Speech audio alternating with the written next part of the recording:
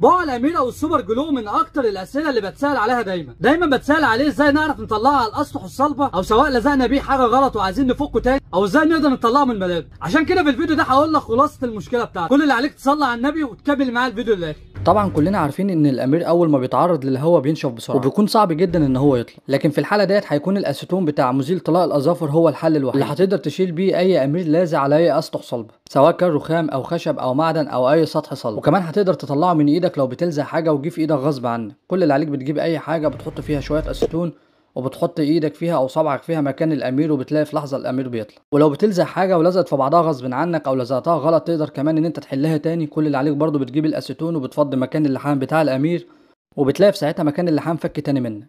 وده طبعا لان الاسيتون بيبقى مضاد قوي للغراء اللي بيبقى موجود في الامير. حاجه مهمه برضو لازم ناخد بالنا منها ان الاسيتون ساعات بيأثر على الاسطح المدهونه او على ورنيش الخشب، فعشان كده لما نيجي نتعامل معاه